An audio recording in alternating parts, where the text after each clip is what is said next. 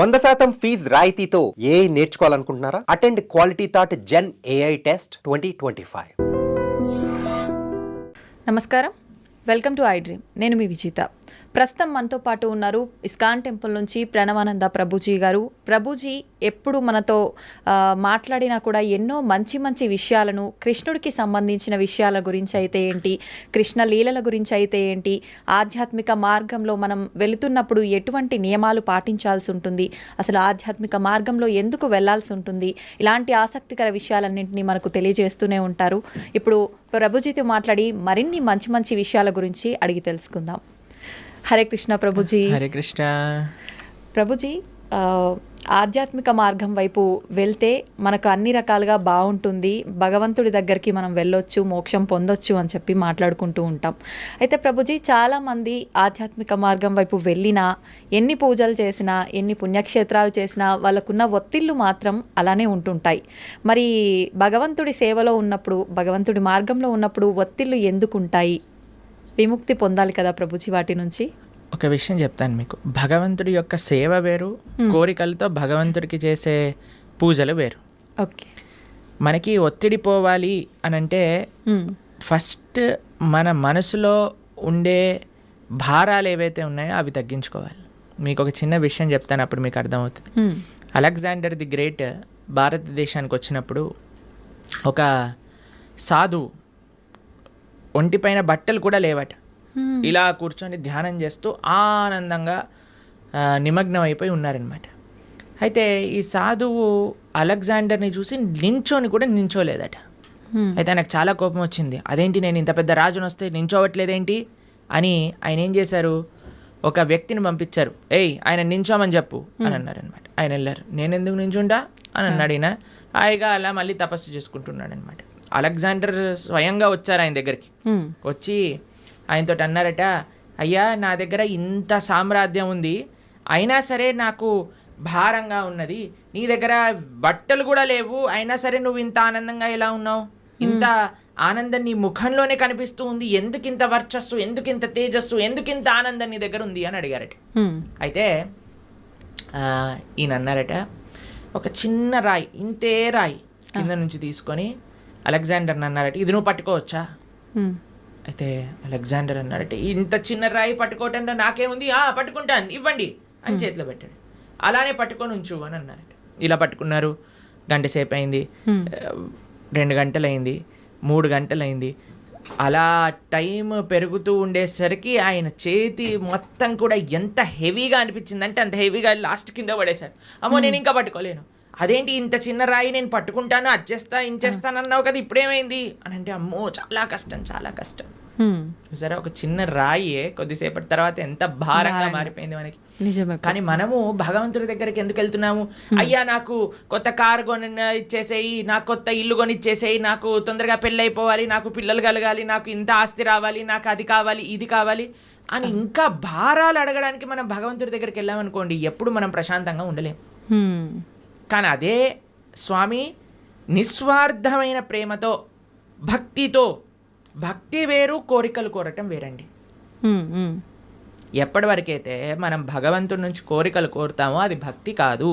అంటే మనసులో ఎటువంటివి లేకుండా నిస్వార్థమైన భావనతో, భగవంతుడి పట్ల ప్రేమతో కానీ మనం వెళ్తే అటువంటి వాడు ఎన్నటికీ కూడా ప్రశాంతత లేకుండా ఉండలేడు. ఆయనకి తప్పక ప్రశాంతత ఉంటుంది. ఎవరైతే నిస్వార్థమైన ప్రేమనే మనకి ప్రశాంతత, మీరు అంటున్నారు కదా, ఆ సాటిస్ఫాక్షన్ అనేది ఇస్తుంది. ఒక ఆయన అంటే చాలా తీర్థయాత్రలు చేస్తూ ఉండేవారట. చాలా తీర్థయాత్రలు చేస్తుంటే ఎందుకోసం చేసేవాళ్ళు, మాకు ఇది అయిపోవాలి, మాకు అది అయిపోవాలి, మాకు ఇది జరిగిపోవాలి, మాకు అది జరిగిపోవాలి అని తీర్థయాత్రలని చేస్తూ, అక్కడికి వెళ్తే పుణ్యం వస్తుందట, ఇక్కడికి వెళ్తే పాపం పోతుందట, దీంతో చేస్తుండే. అయితే వాళ్ళ గురువుగారు చాలాసార్లు చెప్పారు, నాన్న ఈ భావనతో వెళ్ళకు, అక్కడుండే భగవంతుడి యొక్క దర్శనం చేసుకోవడానికి వెళ్ళు, అక్కడ సాధువుల దగ్గర నుంచి మాటలు వినడానికి వెళ్ళు, ఆ క్షేత్రానికి సేవ చేయడానికి వెళ్ళు అని అంటే ఈయనకు అర్థం కాదు. నేను వెళ్ళాలి, మునగాలి, అన్ని దర్శనాలు చేసుకోవాలి, ఎందుకంటే పుణ్యం వచ్చేస్తుంది, పుణ్యం వచ్చేస్తుంది, పుణ్యం వచ్చేస్తుంది. అదే అయితే ఈ గురువు గారు ఒకసారి ఏం చేశారంటే, ఒక కాకరకాయ ఇచ్చారట. కాకరకాయ ఇచ్చి, నాన్న నువ్వు వెళ్ళే పుణ్యక్షేత్రాలన్నింటిలో కూడా ఎక్కడెక్కడైతే నువ్వు స్నానం చేస్తావో అక్కడ అల్లా కూడా ఈ కాకరకాయకి స్నానం చేయించు అని అన్నారు. సరే అని మొత్తం ప్రతి క్షేత్రాన్ని, గంగా, యమున, గోదావరి, కావేరి అన్నిట్లో స్నానం చేసి తీసుకొచ్చారట. వచ్చి మళ్ళీ ఆశ్రమానికి తిరిగి వచ్చేసరికి ఆ గురువుగారు అన్నారట, నాన్న ఈ కాకరకాయని కొద్దిగా ముక్కలు ముక్కలు చేసి కొద్దిగా వండు అని అనేసరికి వండి చూసేసరికి ఆ కాకరకాయ చేదుగానే ఉంది. కాబట్టి దాని యొక్క గుణం పోయిందా? గంగలో స్నానం చేసాం, యమునలో స్నానం చేసాం, పోలేదు కదా. ఎప్పటి వరకైతే మనం నిజమైన ఆధ్యాత్మిక మార్గము అని అంటే ఏమిటి? శ్రవణం కీర్తనం విష్ణు స్మరణం పాద సేవనం అర్చనం వందనం దాస్యం సాఖ్యమాత్మ నివేదనం. ఈ నవవిధ భక్తి మార్గాలలో మనం ఉండమో అప్పటి వరకు మన హృదయ శుద్ధీకరణ అనేది జరగదు. ఓకే, ఎంతవరకైతే మన హృదయ శుద్ధీకరణ అనేది జరగదో అప్పటి వరకు మనకు ప్రశాంతత ఉంటుంది అనమాట. అలాంటి తీర్థయాత్రకి వెళ్ళటం తప్పని చెప్పట్లేదండి. ఏ భావనతో వెళ్ళాలి? సేవా భావనతో వెళ్ళాలి. ఏ భావనతో వెళ్ళాలి? భగవంతుడి పట్ల ప్రేమతో వెళ్ళాలి. ఏ భావనతో వెళ్ళాలి? అక్కడ నుంచి ఏం నేర్చుకోవచ్చు, ఏం తెలుసుకోవచ్చు అనే భావనలోకి వెళ్ళాలి. కానీ ఏదో పుణ్యం వచ్చేసేయాలి, పాపం పోవాలి, ఏదో సైట్ సీయింగ్గా ఇలా వెళ్తే ఏం ప్రయోజనం లేదు. ఇప్పుడు చూడండి, ఏ క్షేత్రాలకు వెళ్ళినా మనం 4 ధామ్లో చూస్తూ ఉన్నాం. అందరు కూడా కెమెరాలు పట్టుకొని రికార్డింగ్స్ చేయడానికి, వ్లాగింగ్స్ చేయడానికి వెళ్తున్నారట.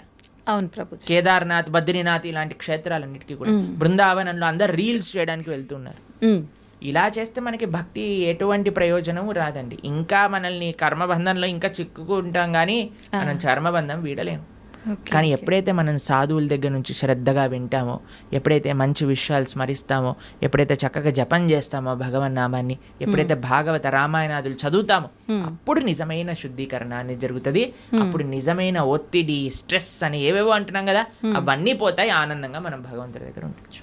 ఓకే ప్రభుజీ, కొంతమంది అనుకుంటారు నేను భగవంతుడి ధ్యాసలోనే ఉండాలి, ఆయన మొత్తం ఆయనకే అంకితం అయిపోవాలి అంటే కుటుంబ వ్యవహారాల్లో ఉంటుంటారు, కానీ ఎక్కువగా నేను ఆధ్యాత్మికం వైపు నడవాలి అనుకుంటున్నాను అనుకున్నా కూడా మనసు అనేది ఏకాగ్రత ఉండదు.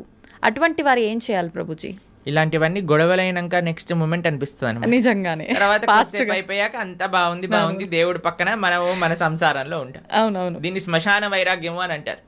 కాబట్టి దీంతో పనికి రాదండి. మనము to start with regular spiritual practice ఉండాలి. మనం ఏమనుకుంటామంటే ఇప్పుడు నేను మొత్తము కూడా ఈ సంసారంలో ఉంటాను, ఒక సమయానికి సంసారానికి పులి స్టాప్ పెట్టేసి మొత్తం ఆధ్యాత్మికం అయిపోతాను. అలా అవ్వదండి ఎప్పుడు కూడా. మనము బ్యాలెన్స్ నేర్చుకోవాలి, మనకి ప్రియారిటీస్ ఉండాలి. కాబట్టి అలా మొత్తం వెళ్ళిపోతాను, మొత్తం మునిగిపోతాను అని చాలామంది మాకు కూడా చెప్తూ ఉంటారు. ప్రభుజీ ఇంకొక 4 సంవత్సరాలు వెయిట్ చేయండి, 4 సంవత్సరాల తర్వాత నువ్వు ఉంటావా లేదో తెలియదు కదా. అవును, ఎవరుంటారో లేదో తెలియదు కదండి. ఒక నెక్స్ట్ క్షణంలోనే ఏమవుతుందో చెప్పలేం కదండి. నిజమే ప్రభుజీ. దేహినాం క్షణ భంగురహ అని అంటారు. తామరాకు పైన నీటి బొట్టు లాంటిది అనమాట మానవ జన్మ. ఇప్పుడు చూస్తున్నాం మనం, అసలు ఆశ్చర్యపోతున్నాం. అసలు మీరు ఎప్పుడైనా ఇంటర్నెట్లో చూసారనుకోండి, ఒకళ్ళు ఇలా పెళ్లిళ్ళల్లో డాన్స్ చేస్తూ వెళ్ళిపోతారు, చిన్న చిన్న పిల్లలు. ఇప్పుడు వయసుతో సంబంధం లేదు హార్ట్ అటాక్ రావడానికి. అలానే ఎవరికైనా వస్తుంది అని కాదండి, మనకి తెలియదు ఎవరికి ఏమవుతుందో అనే విషయం. అవును. కాబట్టి మనం ఏమంటున్నామంటే ఒకనాడు ఇలా చేస్తాము, ఒకనాడు అలా చేస్తాము అన్నదానికంటే మనకి ఇప్పుడున్న సమయంలో కొద్దిగా సమయం భగవంతుడి కోసం తీయండి, కొద్దిగా సమయం వెచ్చించండి భగవంతుడి కోసము.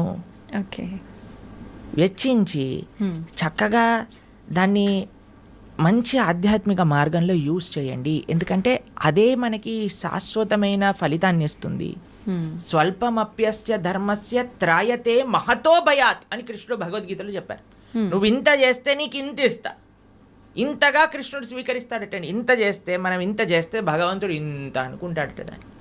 కానీ ఈ ప్రపంచంలో వాళ్ళకి ఇంత చేసినా సరే వాళ్ళు అనుకుంటారు ఏం చేశాడు వీడు నాకు, పెళ్ళిళ్ళల్లో ఇలానైనా మమ్మల్ని చూసుకునేది, అలానైనా మమ్మల్ని చూసుకునేది అని కొట్లాటలు పెట్టడానికి జనాలందరూ రెడీగా ఉంటారు.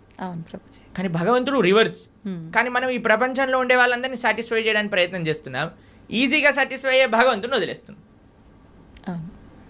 అది మనం చేసేదన్నమాట. కానీ మనం ఏమంటున్నామంటే బ్యాలెన్స్డ్గా ఉండండి, మంచిగా ప్రతిరోజు కొద్ది సమయమైనా గీత చదువుకోవడానికి. మీరు చూడండి, ఏ మతం వాళ్ళైనా అండి చిన్నప్పటి నుంచి పిల్లలకి నేర్పిస్తారు వాళ్ళ మతం ఏంటి, వాళ్ళ సాంప్రదాయం ఏంటి, అసలు వాళ్ళ పుస్తకాలు ఏంటి, పుస్తకాలు చదవటం కానీ వాళ్ళ యొక్క ఉత్సవాలు. మనకి ఎప్పుడు చిన్నప్పటి నుంచి ఎంజాయ్మెంట్ ఎంజాయ్మెంట్ ఎంజాయ్మెంట్ ఎంజాయ్మెంట్ తప్ప మిగతాది ఏమీ మనం నేర్పించట్లేదు. ఎంతమంది తల్లిదండ్రులు పిల్లలకి గీతా భాగవతాదులు చెప్తున్నారు చెప్పండి ఒకసారి? చాలా తక్కువగా ప్రభుజీ. అప్పుడు మన ధర్మం ఎలా ముందుకెళ్తుంది చెప్పండి? కాబట్టి మనం జాగ్రత్తగా కొద్దిగా టైం తీసుకొని ప్రతిరోజు కానీ మనం చదువుతూ పిల్లలకి చెప్తూ ఉంటే అప్పుడు కరెక్ట్ సమాజం అనేది మంచిగా ఉంటుంది, దృఢంగా ఉంటుంది. అది ముఖ్యం అన్నమాట. ఓకే ప్రభుజీ, వింటుంటాం సాధారణంగా పెద్దవాళ్ళు అంటుంటారు వీడు కారణ జన్మురా అని చెప్పి. అసలు నిజంగా కారణ జన్ములు అంటే ఎవరు ప్రభుజీ? సృష్టిలో ఉన్న ప్రతి ఒక్కరూ కారణ జన్ములే అంటారా? కారణ జన్ములు అనేదానికంటే కర్మ జన్ములు అనడం బెటర్ ఏమో, ఎందుకంటే అందరూ వాళ్ళ కర్మ ఫలితంగా జన్మిస్తూ ఉంటారు. కారణ జన్మలు అని అంటే ఎవరైతే మహానుభావులు ఉంటారో, మహాభక్తులు ఉంటారో, ప్రపంచంలో ఉండే వాళ్ళందరినీ భక్తి మార్గంలో ధార్మికంగా నడిపించడానికి ప్రయత్నం చేస్తూ ఉంటారో, వాళ్ళ ఆచరణ ద్వారా, శాస్త్ర అధ్యయనం ద్వారా 10 మందికి మంచి చేయడానికి ప్రయత్నం చేస్తుంటారు. అటువంటి మహానుభావులు కారణ జన్ములుగా మనం చెప్పొచ్చు. ఎంతో మంది మహానుభావులు మన భారతదేశంలో కారణ జన్ములుగా ఒక ప్రయోజనం కోసం అవతరించిన వాళ్ళు ఉన్నారు. మన ఆచార్యులు జగద్గురు శంకరాచార్యులు కానీ, జగద్గురు మధ్వాచార్యులు కానీ, జగద్గురు రామానుజాచార్య స్వామి వారు, శ్రీ చైతన్య మహాప్రభు, వల్లభాచార్యులు, శ్రీల ప్రభుపాదులు వారు, ఇటువంటి మహానుభావులు జన్మిస్తారు. వాళ్ళని కారణ జన్ములు అని అంటారనమాట. కానీ మనలాంటి జీవులందరం కూడా మన కర్మ ఫలితాన్ని అనుభవించడానికి జన్మించిన వాళ్ళమే అనమాట. మనం చేసుకున్న పుణ్య పాపాలను అనుభవించడానికి ఈ ప్రపంచంలోకి వచ్చాం. కాబట్టి కర్మ వల్ల జన్మించే జీవులందరూ కూడా కారణ జన్ముల యొక్క మార్గాన్ని అనుసరించాలి. వాళ్ళు చూపించిన మార్గాన్ని, వాళ్ళు ఇడిపించిపెట్టిన లెగసీ ఏదైతే ఉందో దాన్ని ఫాలో అవటం వల్ల, వాళ్ళ టీలింగ్స్ ఫాలో అవటం వల్ల మనం కూడా జన్మలేని ఒక చక్కటి భగవంతుడి యొక్క లోకానికి చేరుకోగలుగుతాం అనమాట. కాబట్టి ఆచార్యులు కారణ జన్ములు, వాళ్ళకి కర్మ లేదండి. ఏ మహా భగవద్భక్తుడు ఆవిర్భవించినప్పుడు భగవంతుడు స్వయంగా ప్రేరణ చేస్తే, అయ్యా నువ్వు వెళ్ళి జనాలను ఉద్ధరించు అని చెప్తే కానీ వాళ్ళు రారు. అటువంటి మహాభాగవతోత్తములని మనం కూడా ఆశ్రయిస్తే మనం కూడా ఈ జన్మ రాహిత్యం పొంది భగవంతుడి యొక్క సేవ చక్కగా ఆ భగవంతుడి యొక్క లోకంలో చేసుకోగలుగుతాం. ప్రభుజీ, ప్రతి ఒక్కరికి కూడా ముందు జన్మకు సంబంధించిన వాసనలను బట్టి పాపపుణ్యాలు ఉంటాయి కదా, మరి వాళ్ళకు అంత గత జన్మలకు సంబంధించిన ఉంటాయి కదా, మరి వాళ్ళకి ఎందుకు ఉండవు కర్మలు? ఆచార్యులక, మహాభాగవతోత్తములక, ఎందుకంటే వాళ్ళు భగవంతుడు పంపిస్తే ఈ ప్రపంచంలోకి వచ్చిన వాళ్ళు. వాళ్ళందరూ కూడా భగవంతుడి యొక్క లోకంలో ఉండేవాళ్ళు అనమాట. అయ్యా నువ్వు ఉద్ధరించడానికి వెళ్ళు అని వాళ్ళని పంపిస్తే వాళ్ళు వచ్చి మనల్ని ఉద్ధరించడానికి ప్రయత్నం చేస్తారు. కాబట్టి వాళ్ళు ఏదో మనలాగా కర్మ వల్ల పుణ్యపాపాలు అనుభవించడానికి వచ్చిన వాళ్ళు కాదనమాట. భగవంతుడు తన యొక్క సొంత కృపతో, స్వామి నువ్వు వెళ్ళి ఈ ప్రపంచంలో ఉండే వాళ్ళందరూ కష్టపడిపోతున్నారు, పాపం వీళ్ళందరికీ ఏమి ధర్మం ఏంటి అధర్మం అంటే ఏం తెలియట్లేదు, కాబట్టి నువ్వు వెళ్ళి నీ భక్తి ద్వారా, నీ ఆచరణ ద్వారా 10 మందికి తెలియజేయి, వాళ్ళందరినీ కూడా మంచి మార్గంలో నడిపించు అని చెప్పి పంపిస్తే వాళ్ళు భగవంతుడి దగ్గర నుంచి కిందికి వస్తారు. ఓకే, అలా ప్రభుజీ, ధర్మం అంటున్నాం. ధర్మము, జ్ఞానము, భక్తి, కర్మ ఇవన్నీ మాట్లాడుకుంటున్నాం. అసలు ఇవన్నీ అంటే ఏంటి? నిజంగా వీటన్నింటినీ మనం గనక వీటి కరెక్ట్ మార్గంలో గనక వెళ్ళగలిగితే వీటి ద్వారా నిజంగా భగవంతుని ఎలా చేరుకుంటాం? అసలు మీరన్న క్వశ్చన్లో చాలా టర్మ్స్ ఉన్నాయి. ధర్మము, జ్ఞానము, భక్తి, కర్మ ఇవన్నీ ఒక్కొక్క విశ్లేషణ చేయవలసిన, ఒక్కొక్క పాడ్కాస్ట్ కి సంబంధించిన టాపిక్స్ అనమాట మీరు అడిగింది. సాధారణంగా ప్రతి ఒక్కరు ఎవరు నోరు తెరిచినా కూడా ఇవే జనరల్ గా డిస్కస్ చేస్తుంటారు కదా ప్రభుజీ. మన అన్నిటికంటే పెద్ద మిస్కన్సెప్షన్ ఏంటి అని అంటే, ఎవరికి తోచింది వాళ్ళు ధర్మం అనుకుంటారు. నాకు తెలిసిందే ధర్మము, అంతే, నేను ఇది ఇలా చేశాను కాబట్టి ఇదే ధర్మము, నాకు ఇలా తెలుస్తుంది కాబట్టి ఇదే భక్తి, నేను ఇచ్చేస్తాను ఇదే నాకు జ్ఞానము, నాకున్నదే గొప్ప జ్ఞానము. ఇదంతా కాదండి, చాలా సింపుల్. ధర్మస్తు సాక్షాత్ భగవత్ ప్రణీతం. ధర్మం అంటే భగవంతుడు చెప్పింది. భగవంతుడు ఏం చెప్పాడు, ఎక్కడ చెప్పాడు మీకు తెలుసా? తెలీదు. భగవంతుడు అసలు ఏం మాట్లాడారు, అసలు ఏం చెప్పారు అనే విషయం తెలుసా మనకి? భగవంతుడు చెప్పింది భగవద్గీత.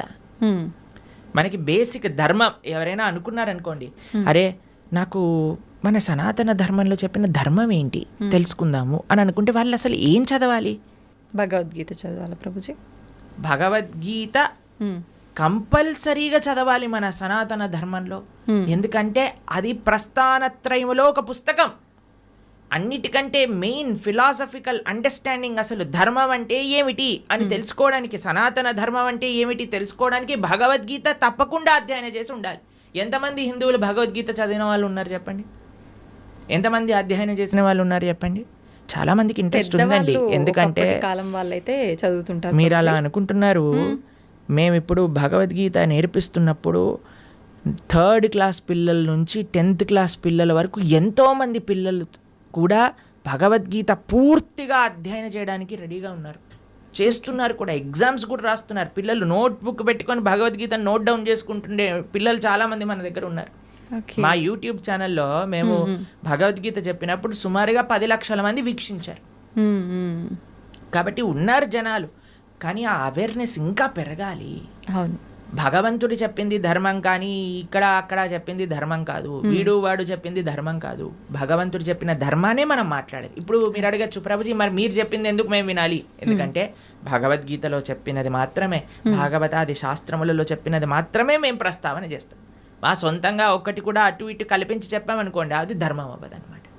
ధర్మం అంటే భగవంతుడు చెప్పింది ధర్మము, అది చెప్పే వాళ్ళు ధార్మికులు, దాన్ని ఆచరించే వాళ్ళు ధార్మికులు. ఇది ముఖ్యమైన విషయం అనమాట. కాబట్టి ధర్మం అంటే ఏంటి? భగవంతుడు చెప్పింది ధర్మం. భగవంతుడు ఏమి చెప్తే అది ధర్మము. ఓకే. తర్వాత రెండవ విషయం మీరు అడిగారు, ఏంటి? జ్ఞానం. జ్ఞానం అంటే ఏంటి? భగవంతుడు గురించి తెలుసుకోవటమే జ్ఞానం.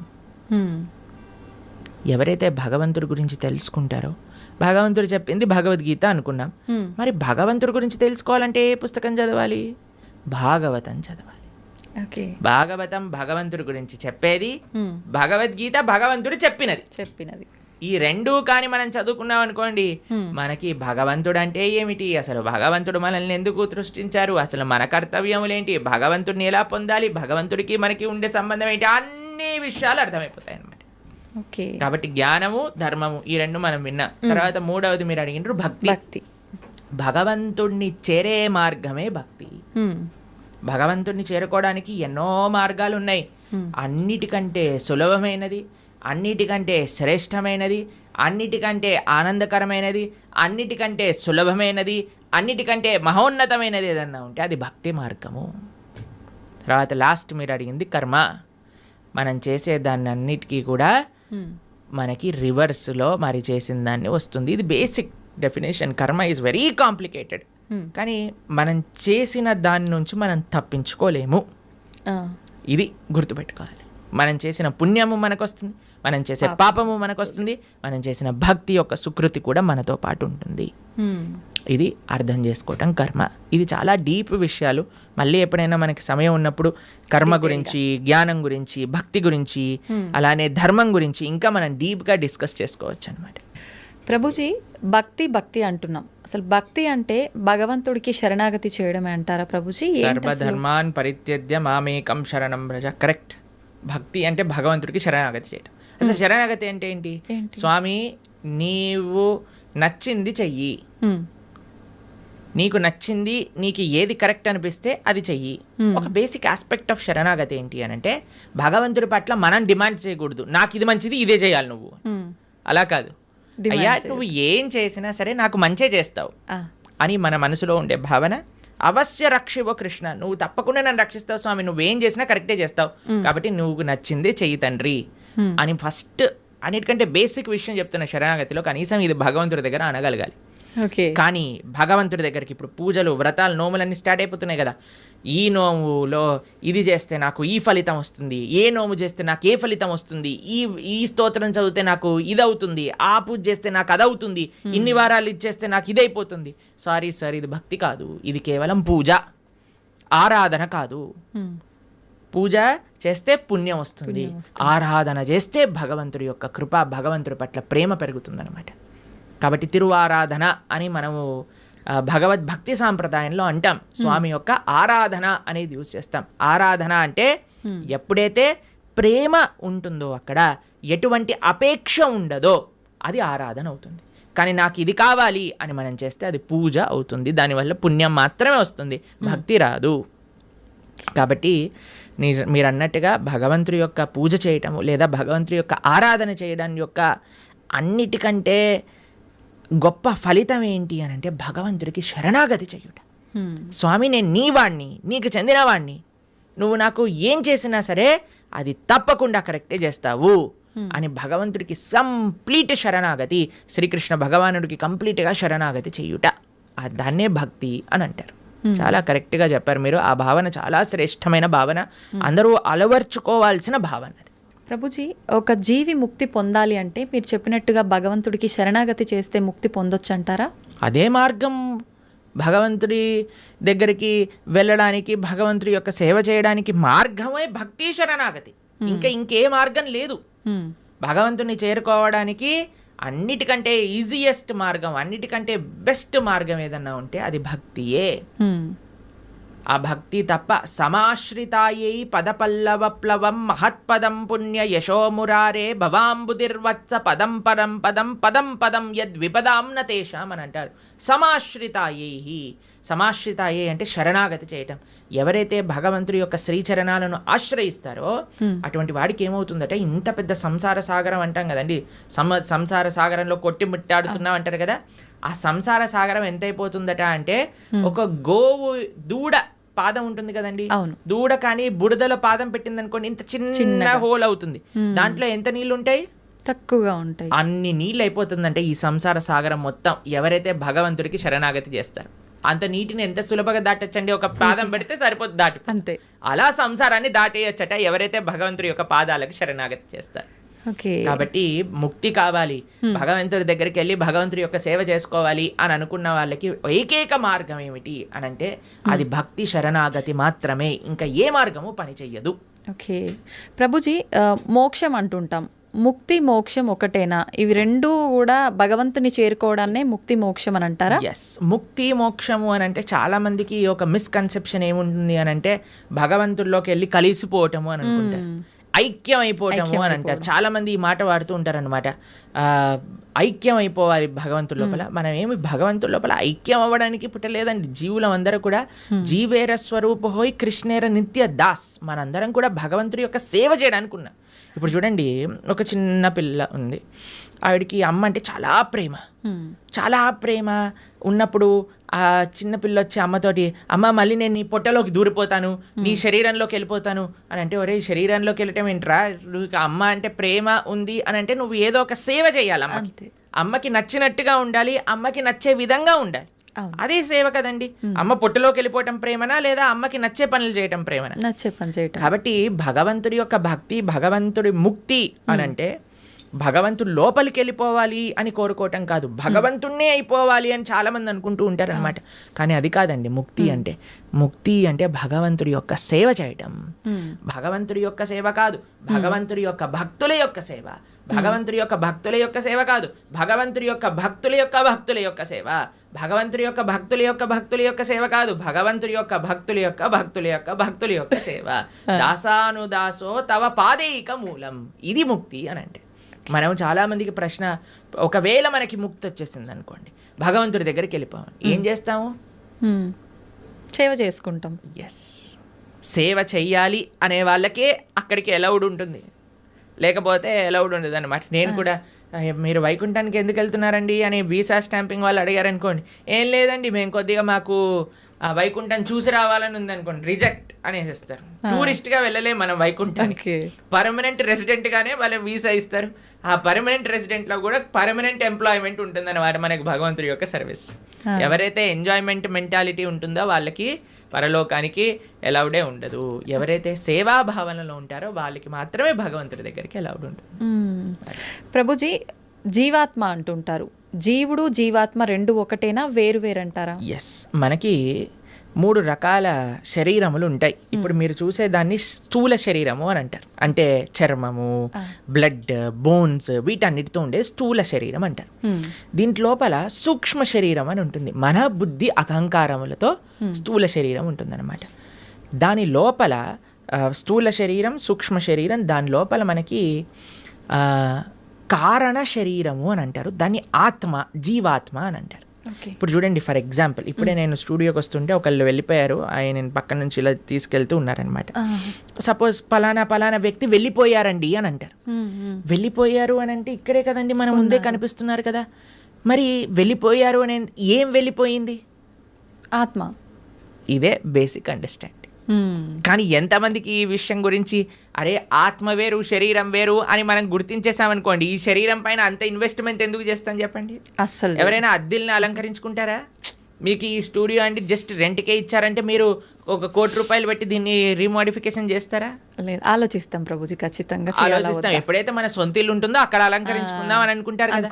కానీ మనందరం చేసే పని ఏంటి? ఇది తెలుసు, అదే ఈ శరీరము పర్మనెంట్ కాదు, అయినా సరే మనం ఈ శరీర పోషణలో ఉన్నాం. కానీ శరీర పోషణలో ఉండద్దు అని చెప్పట్లేదండి, కానీ ముఖ్యమైన ఆత్మని మర్చిపోరాదు.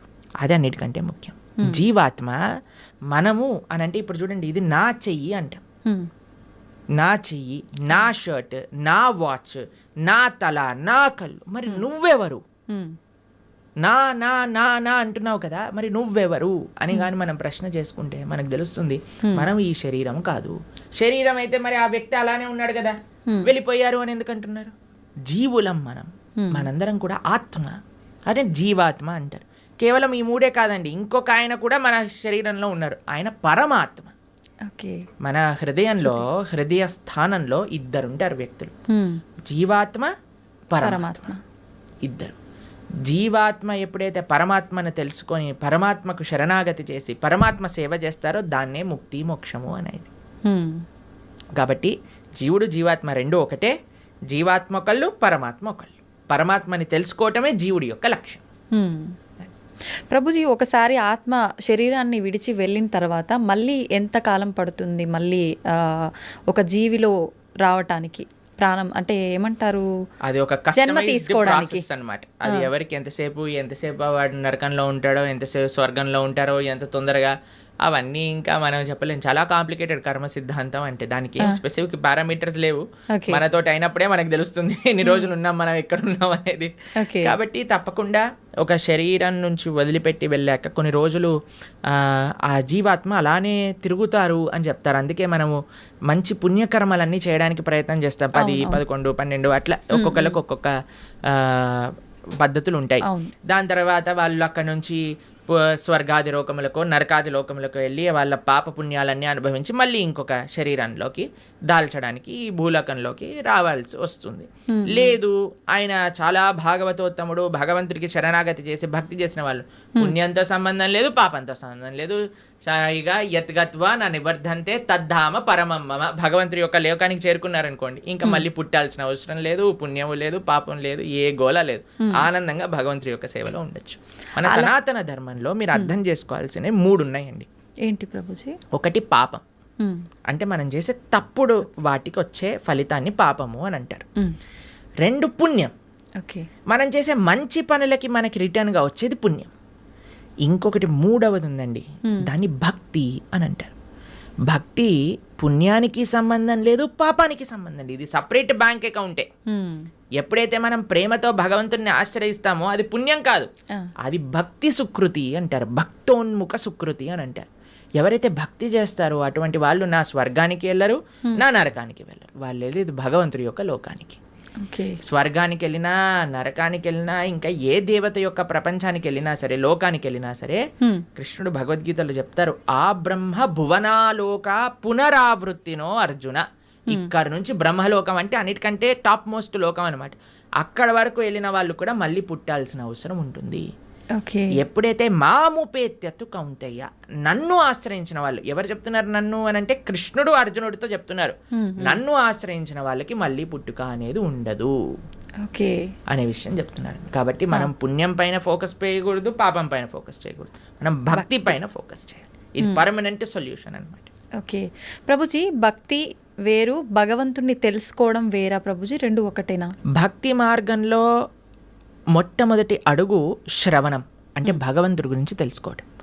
ప్రహ్లాదుని హిరణ్యకశిపుడు అడుగుతారు, అయ్యా నువ్వు స్కూల్కి వెళ్ళావు కదా, బోర్డింగ్ స్కూల్, హాస్టల్కి వెళ్ళావు కదా, ఏం నేర్చుకున్నావు అని అంటే, శ్రవణం కీర్తనం విష్ణు, శ్రవణం అని అంటే భగవంతుడి గురించి వినటము. భక్తి అంటే ఏదో పూజలు చేసేసి, ఇక్కడ నుంచి 1000 పూలు పట్టుకొచ్చేసి, ధూపాలు వేసేసి, నోములు ఇచ్చేసి, లక్ష పూలలతో పూజ చేసేసి, ఒక లీటర్ల అభిషేకాలు చేసి, ఇది కాదండి భక్తి అంటే. భక్తి అంటే భగవంతుడి గురించి వినటం. ఇది ఎవరు చెప్తున్నారు? పరమ భక్తుడైన ప్రహ్లాదుడు చెప్తున్నాడు. ఫస్ట్ ప్రాసెస్ ఏంటి? శ్రవణం, భగవంతుడి గురించి వినటం. ఏం వినాలి? గీత, భాగవత, రామాయణ, అసలు అన్నీ ఏదైతే భగవంతుడి గురించి చెప్తారో వాటిని వినాలి. శ్రవణం, కీర్తనం, దాని తర్వాత మనం చేయాల్సింది జపం. చూడండి ఆయన ఏం ప్రాసెస్లో చెప్తున్నారు, ప్రియారిటీ వైజ్ చెప్తున్నారు అనమాట. శ్రవణం కీర్తనం విష్ణో, ఎవరికి చేయాలి ఇది? భగవంతుడైన నారాయణుడు విష్ణువుకి చేయాలి. శ్రవణం కీర్తనం విష్ణు, స్మరణం పాద సేవనం, స్మరిస్తూ ఉండాలి. మనం విన్నది స్మరిస్తూ స్మరిస్తూ స్మరిస్తూ ఉంటే అప్పుడు మనకి భగవంతుడి పట్ల ప్రేమ పెరుగుతుంది. అప్పుడు మనం భగవంతుడి యొక్క ఆరాధన చేసామనుకోండి, ప్రేమతో ఆరాధన చేయగలుగుతాం. లేకపోతే ఎప్పుడు మనసులో ఈ కోరిక ఈ కోరిక ఈ కోరిక ఈ కోరిక కోరిక గుర్తొచ్చినంత భగవంతుడు గుర్తురాడు. నిజమే ప్రభుజీ. ఎప్పుడైతే మనం శ్రవణం కీర్తనం భగవంతుడి గురించి వింటామో, భగవంతుడి యొక్క నామాన్ని జపం చేస్తామో, అప్పుడు మనం ఆరాధన చేసేటప్పుడు మన మనసు భగవంతుడి పైన ఉంటుంది. కాబట్టి అందరూ కూడా ఫస్ట్ వ్రతాలు నోములు పూజలు చేసేయడానికి పరిగెత్తుతూ ఉంటారు. కానీ దాటికంటే ఫస్ట్ ఇనీషియల్ స్టెప్స్ ఏంటి అని అంటే, ఇప్పుడు చూడండి, ఒక ఫస్ట్ ఫ్లోర్కి ఎక్కెళ్ళాలి అని అంటే మనం లాంగ్ జంప్ చేసేసి ఎక్కిస్తామా? ఒకసారి దూకామనుకోండి, ఆయనతో కాళ్ళు చేతులు విరిగిపోతాయి అంతే. మెల్లమెల్లగా ఎక్కామనుకోండి, కరెక్ట్ పాత్లో మనం వెళ్తూ ఉండొచ్చు అనమాట. అందుకే ఫస్ట్ స్టెప్ ఏంటంటే భగవంతుడి గురించి వినండి, భగవంతుడి గురించి వినండి, భగవంతుడు గురించి స్మరించండి, భాగవత రామాయణాదులు ఏం చెప్పారో తెలుసుకోండి. అందుకే ఇన్ని గంటలు మనం యూట్యూబ్లలో వీటిలలో చెప్పేది ఎందుకు అని అంటే, జనాలు వినడానికి. వింటే వాళ్ళకి భగవంతుడి గురించి తెలిస్తే మంచి భక్తి మార్గంలో ముందుకెళ్తే అది జీవుడి యొక్క పరమశ్రేయస్సుకి కారణం అవుతుంది. ఓకే ప్రభుజీ, ఒక మంచి భక్తుడిగా ఉండాలి అంటే ఫస్ట్ చేయాల్సింది మీరు చెప్పినట్టుగా భగవంతుడి గురించి వినడమే అంటారా? కరెక్ట్. శ్రవణం కీర్తనం ఫస్ట్ ప్రాసెస్ ఏంటి అంటే శ్రవణం. మనం వినడానికి ప్రయత్నం చేయాలి. ఎవరి నుంచి వినడానికి ప్రయత్నం చేయాలి? ఎవరైతే శాస్త్ర అధ్యయనం చేసిన మంచి భక్తులు ఉన్నారు. ఇప్పుడు చూడండి, మార్కెట్లో ఎవరు పడితే వాళ్ళు చెప్పడానికి రెడీ అయిపోయారు. ఇది ఇలా చెయ్యి, ఆ చిట్కా ఇలా చెయ్యి, ఈ పరిష్కారం ఇలా చెయ్యి. అసలైతే ఎంత ఆశ్చర్యం అనిపిస్తుంది అంటే, కొన్నిసార్లు మాకు వీడియోలు పంపిస్తే అసలు ఇలాంటి వ్యక్తుల్ని ఎలా వినగలుగుతున్నారు జనాలు అని అనిపించేటట్టుగా ఆశ్చర్యపడిపోతాం అనమాట. ఎందుకంటే భాగవత మన శాస్త్రాలు చెప్పే విషయం వేరు, వీళ్ళు చెప్పే విషయాలు వేరు. ఒకడు తలపైన చేయబెడతానంటాడు, ఒకడు ఇంకొక మాయ చేస్తానంటాడు, ఇంకొకడు మ్యాజిక్ చేస్తానంటాడు. మాయలు మ్యాజిక్ కావాలంటే మీరు మ్యాజిక్ షోకి వెళ్ళండి కదా, దేవుడి దగ్గరికి ఎందుకు రావాలి? ఆధ్యాత్మిక గురువు మాయలు మ్యాజిక్లు తంత్రాలు యంత్రాలు తలపైన చేయబెట్టాలు అవన్నీ చేయరండి. ఆధ్యాత్మిక గురువు ఎప్పుడైనా సరే, మీరు ఏ శాస్త్రంలో చూసినా ఎవరైనా సరే మీరు చూడండి, మన జ్ఞానము వేరే వ్యక్తులకి గురువు ఎప్పుడు కూడా శ్రవణం ద్వారానే పంపిస్తారు. రామ లక్ష్మణులు కూడా విశ్వామిత్రుల దగ్గర నుంచి శ్రవణం చేసి జ్ఞానాన్ని సంపాదన చేసుకున్నారు. కృష్ణుడు సాందీపముని దగ్గర నుంచి శ్రవణం చేసుకొని జ్ఞానాన్ని విన్నారు. అర్జునుడు కృష్ణుడి దగ్గర నుంచి శ్రవణం చేశారా? కృష్ణుడు వచ్చి చేయబెట్టాడు అర్జునుడి పైన శ్రవణం. కాబట్టి భగవంతుడిచ్చిన మార్గము శ్రవణం. మన జ్ఞాన సముపార్జన చేయాలి. మనకి ఏదో అయిపోవాలని మన ధర్మంలో కొంతమంది మనల్ని మోసం చేసే, ఇప్పుడు చూడండి, ఎవరికైతే మోసపోవాలని ఉంటుందో వాళ్ళని మోసం చేసే వాళ్ళు రెడీగా ఉంటారు మార్కెట్లో. మన ధర్మంలో మోసాలు చేసేవాళ్ళు తక్కువ అని మనం చెప్పడానికి వీలు లేదు, ఉన్నారు. ఎందుకంటే మనకి ఆ మోసపోయే ప్రవృత్తి ఉన్నది కాబట్టి. ఇది కాకుండా ఇతర మతాల వాళ్ళైతే ఇంకా పీక్స్కి వెళ్ళిపోయారనమాట. వాళ్ళు చేసే మోసాలు కానీ, వాళ్ళు చేసే యాక్టింగ్లు కానీ, వాళ్ళు చేయించే డ్రామాలు కానీ చూస్తే అసలు ఎందుకు ఇంతమంది అక్కడ ఉంటున్నారంటే, అసలు మీరు చూడండి, మేము ఆ వీడియో చూసినప్పుడు మాకు పంపిస్తుంటారనమాట జనాలు, ఇలా ఇలా ఇలా ఇలా వీళ్ళు చేస్తున్నారు ప్రభుజీ, పాస్టర్లు వీళ్ళు అని చూస్తున్నప్పుడు అయితే మాకు అనిపిస్తుంది, ఎవడైనా బుర్రున్నవాడు అసలు ఈ సభకి వెళ్తాడా? అసలు వీక్షిస్తాడా? వేలాది మంది అక్కడ కూర్చొని వీక్షిస్తున్నారు అంటే వీళ్ళందరూ మోసపోవడానికి రెడీగా ఉన్న వాళ్ళనే కాబట్టే కదండి మోసం చేస్తుంది. వాడు ఇంటికి వెళ్ళాక అనుకుంటున్నాడు, అసలు వీళ్ళు ఎంత మూర్ఖులు, అసలు ఎలాంటి వ్యక్తులు వీళ్ళు, నేను చేసే యాక్టింగ్లకి చప్పట్లు కొట్టటాలు అరవటాలు, ఇలాంటి వాళ్ళు ఉన్నంత వరకు మోసాలు ఆపలేమండి. మన లోపల ఒక జాగరూకం కావాలి. నేను శాస్త్రాన్ని నమ్ముతా, భగవంతుడి యొక్క తత్వాన్ని అధ్యయనం చేస్తా, కానీ మ్యాజిక్ల వల్ల ఏమంటాం, మీరు చేతులు పెట్టడాల వల్ల, ఏవో సృష్టించటం వల్ల, ఏదో మన జీవితంలో ఏదో మంచి జరిగిపోవటం వల్ల, దానివల్ల ఏది వచ్చే ప్రయోజనం లేదండి. ఈరోజు మంచి జరుగుతుంది, రేపేం జరుగుతుంది? జీవుడి యొక్క పరమశ్రేయస్సు భగవంతుడి గురించి తెలుసుకోవటం. అందుకే మేము ఎక్కడికి వెళ్ళినా మొత్తుకునేది ఒకటే విషయం, ఇవన్నీ యొక్క ట్రాప్లో పడకండి.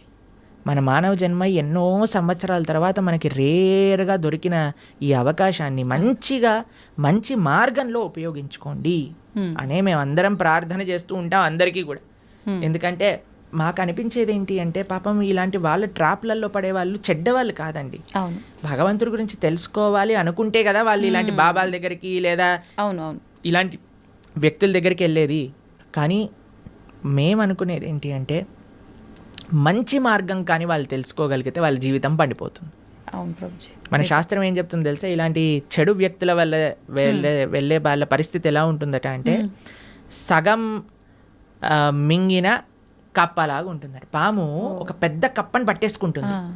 ఎంత పెద్దగా ఉంటుందంటే ఆ కప్ప లోపలికి మింగలేదు, బయటికి వదలలేదు. అలాంటి పరిస్థితులు చిక్కుకుపోతారు. కాబట్టి మీ అందరికీ మేము చేసే ప్రార్థన ఏంటి అంటే ఎవరైతే శాస్త్రాన్ని అధ్యయనం చేశారో, శాస్త్రపరంగా శాస్త్రసమ్మతంగా మాట్లాడతారో, ఎవరైతే వైదిక సనాతన ధర్మాన్ని ఆచరిస్తూ ఉన్నారో, ఇప్పుడు ఏంటంటే అండి కలియుగంలో ఎంతోమంది దేవుళ్ళని మ్యానుఫ్యాక్చర్ అయిపోయారు. ఎక్కడ చూసినా వీడి దేవుడు అంటాడు, వాడి దేవుడు అంటాడు, అందరినీ దేవుళ్ళు అనటం ప్రారంభం చేశాం. కానీ ఒక్క విషయం, భగవంతుడు అనేవారు ఎవరైనా ఉంటే అది వేదములు ప్రతిపాదన చేసిన వారు మాత్రమే. కాబట్టి శాస్త్రీయంగా ఎవరైతే ప్రామాణికంగా దైవము అని చెప్పారో వాళ్ళ గురించి తెలుసుకోవటం శ్రేయస్సు. ఆ శాస్త్రీయమైన గ్రంథాలను అధ్యయనం చేయడం శ్రేయస్సు. కానీ మొన్న ఒక 50 సంవత్సరాల ముందో 70 సంవత్సరాల ముందో పుట్టిన గ్రంథాలని మనం చదవాల్సిన అవసరం లేదు. మనం చదవాల్సిన ఏదైనా వాంగ్మయం ఉంటే అది వ్యాసుడిచ్చిన వాంగ్మయం మాత్రమే.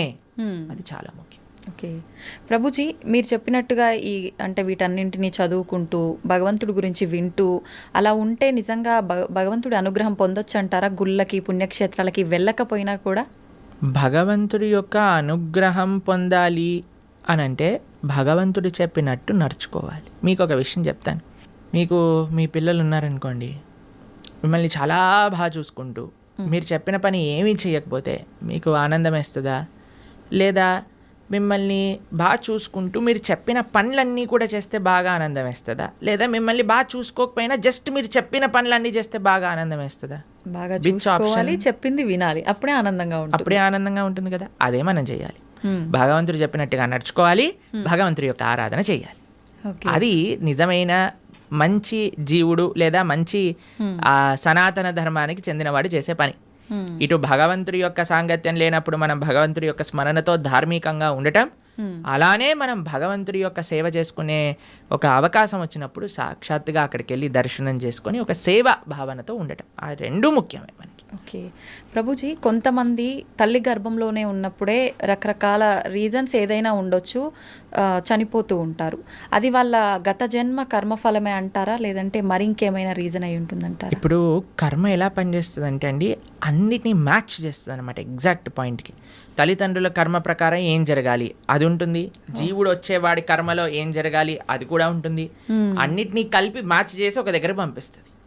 కాబట్టి ఇది ఎవరి కర్మ అని చెప్తే ఆ జీవుడు కర్మనే, అలానే ఆ తల్లిదండ్రుల యొక్క కర్మనే, అందరి కర్మ మిక్స్ అయ్యి పరివారము అని అంటేనే ఒకళ్ళ కర్మ ఒకళ్ళు నెగేట్ చేసుకోవడానికి పుట్టినవారు. Okay okay. కాబట్టి ఇప్పుడు ఈ జన్మలో భార్యాభర్తలు పిల్లలు ఎలా వచ్చారండి, ఎవరు చూస్ చేశారండి, మాకు ఎవరు పిల్లలు పుడతారని ఎలా మనం ఎలాంటి ప్రభావంతో మీరు ఎవరికైతే రుణం ఉందో, ఎవరైతే మిమ్మల్ని పోయిన జన్మలో పెంచారో వాళ్ళకి మీరు మళ్ళీ పిల్లలుగా పుట్టారనుకోండి, వాళ్ళని పెంచి ఆ రుణం పోతుంది అనమాట. లేదు మీకు ఎవరైనా శత్రువులు ఉన్నారనుకోండి, వాళ్ళు కూడా పిల్లలుగా పుట్టచ్చు. ఎందుకంటే వాళ్ళకి మనం చేసిన అపచారాలన్నీ కూడా వాళ్ళు ఇప్పుడు మనతో చేసి మన కర్మ నెగెట్ చేస్తూ ఉంటారనమాట. కాబట్టి అది ఒక పెద్ద కాంప్లికేటెడ్ కార్మిక్ సైకిల్. అది ఎవరి కర్మ ఎగ్జాక్ట్గా అని చెప్పటం, అందరి కర్మ కలిసి ఒక కుటుంబం ఏర్పడుతుంది. ఒకళ్ళనొకళ్ళ కర్మ ఒకళ్ళనొకళ్ళు నెగెట్ చేసుకుంటూ ఉంటారనమాట. అది కుటుంబం అంటే. ప్రభుజీ, వాళ్ళు కర్మ అనుభవించటానికే మరొక జన్మ తీసుకుంటున్నప్పుడు అంటే బయటికి వచ్చి అనుభవించాలి కదా, కడుపులోనే ఎందుకు అలా అవటం? కడుపులో అనుభవం ఉండదా? కడుపులోనే అనుభవం ఉంటుంది. అంతే అనుభవం ఉండాలి అని కర్మ ఉంటే అంతే అనుభవం అంతే. Okay okay. కాబట్టి జీవుడు తల్లి గర్భములోకి వెళ్ళిన మరుక్షణం నుంచి కాన్షియస్నెస్ స్టార్ట్ అయిపోతుంది, డెవలప్ అవ్వటం అని చెప్తారనమాట. కాబట్టి గర్భస్థ నరకము అని అంటారు. ఇప్పుడు చూడండి అమ్మ, ఇప్పుడు మీరు రెస్పాండ్ అవ్వటం, ఇప్పుడు ప్రహ్లాదుడు గర్భంలో ఉన్నప్పుడే కదండి భగవంతుడి గురించి విన్నది. పిల్లలు అందుకే చెప్తారు, ఎప్పుడైతే కడుపుతో ఉంటారో అప్పుడు మంచి విషయాలు వినాలని, రామాయణ భాగవతాలు వింటూ ఉండండి, అప్పుడు పుట్టేవాడు మంచి భక్తుడిగా పుడతాడు అని. ఎందుకంటే వాడి లోపల కాన్షియస్నెస్ ఉంది కాబట్టి, వాడు అనుభవిస్తున్నాడు ఏది మంచి ఏది చెడు. అందుకే అమ్మని జాగ్రత్తగా ఇది తినకూడదు ఇవి తినాలి అని ఎందుకు చెప్తారు అని అంటే, వాటి వల్ల ఆ పిల్లవాడికి కూడా ఆ రకమైన బాధ కలుగుతూ ఉంటుంది, లేదా ఆ రకమైన ఆనందం వస్తూ ఉంటుంది అని. కాబట్టి లోపల కూడా వాడు అనుభవిస్తూనే ఉన్నాడు జీవి.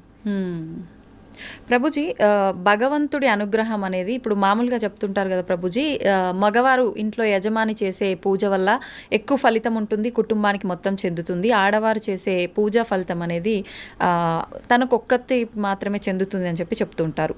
ఇది నిజమేనా ప్రభుజీ? ఒకవేళ హస్బెండ్ చేసే పుణ్యంలో 50% భార్యకి చెందుతుంది, భార్య చేసే పుణ్యంలో నయా పైసా హస్బెండ్కి రాదు. హస్బెండ్ చేసే పాపంలో 50% భార్య చేసే పాపంలో 50% హస్బెండ్కి చెందుతుంది, హస్బెండ్ చేసే పాపంలో నయా పైసా భార్యకి రాదు.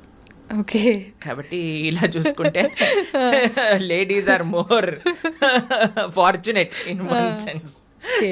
కాబట్టి యజమాని ఎందుకు జాగ్రత్తగా నువ్వు ధార్మికంగా ఉండాలి అని చెప్తున్నారంటే, ఎందుకంటే వాడే ఎక్కువ ట్రిత్లో ఉన్నాడనమాట. వాడు చేసిన దానికి చేయని దానికి అనుభవించాల్సింది వాడే, కాబట్టి జాగ్రత్తగా ఉండు అని చెప్పేది. కాబట్టి మనం ఆరాధన అంటే ఏదో ఇప్పుడు చాలా మంది ఆడవాళ్ళు పూజ చేయాలి, మగవాళ్ళు పూజ చేయకూడదు, మగవాడేమో కాఫీ తాగుతూ పేపర్ చదువుతూ కూర్చుంటాడు అనమాట. అది కాదండి. ఫస్ట్ మగవాడి బాధ్యత. మీకు విషయం చెప్పాలా, వైదిక ధర్మంలో వంట కూడా మగవాళ్ళే చేసేవాళ్ళు, ఆరాధన కూడా మగవాళ్ళే చేసేవాళ్ళు. మీకు విషయం చెప్తాను, కొన్ని సంవత్సరాల క్రితం కానీ మనం వెళితే చరిత్రలో బయట ఇల్లు ఊడ్చి తూడ్చి ముగ్గులేయటం కూడా మగవాళ్ళే చేసేవాళ్ళు. మరి ఇప్పుడు ఎందుకు లేదు ప్రభుజీ ఆచారం? మీరు ఉంటే బాగుండేది కదా. కానీ ఇట్ ఈస్ నాట్ ఆడవాళ్ళ పని పూజ అనే నోషన్ ఫస్ట్ పోవాలి. ఆరాధన అంటే అయితే మగవాడే చేయాలా? కాదు, అందరు కలిసి ఆరాధన చేయాలి. ఎలా అందరూ కలిసి ఆరాధన చేస్తారు అని అంటే, ఎవరైతే ఇంటి యజమాని ఉన్నారో ఆయన భగవంతుడి యొక్క ఆరాధన చేస్తూ ఉంటారు. మరి ఇంట్లో ఉండే స్త్రీలు ఏం చేస్తారు? వాళ్ళు చక్కగా భగవంతుడికి నైవేద్యములు తయారు చేసి, భగవంతుడికి పూలమాలలు తయారు చేసి, భగవంతుడికి వస్త్రాలు కుట్టి వీళ్ళు ఆ సేవని సమర్పణ చేస్తారు. పిల్లలు ఏం చేస్తారు? బయటికి వెళ్ళి పూలు, తులసి ఇవన్నీ పట్టుకొని వస్తారు. ఏదైనా రూమ్లో ఆ నాన్నకి అమ్మకి, అమ్మ అక్కడ వంట చేసి ఇక్కడికి వచ్చి అందించి భగవంతుడికి నివేదన చేయడానికి ఇస్తూ ఉంటారు. కాబట్టి పరివారం అంతా కలిసి పూజలో పాల్గొంటుంది అనమాట. కాబట్టి ఆరాధన ఎవరు చేయాలి అనే విషయానికి వస్తే, ఇంట్లో ఉండే పురుషులే ఆరాధన చేయాలి అని శాస్త్రం చెప్తుంది. అలానే పురుషులు ఒక్కడి ఆరాధన చేసేసి ఇంకా భార్య ఏం చేయాల్సిన అవసరం లేదా అంటే, అందరు కలిసి ఆరాధన. ఒక్కొక్కరికి ఒక్కొక్క బాధ్యత.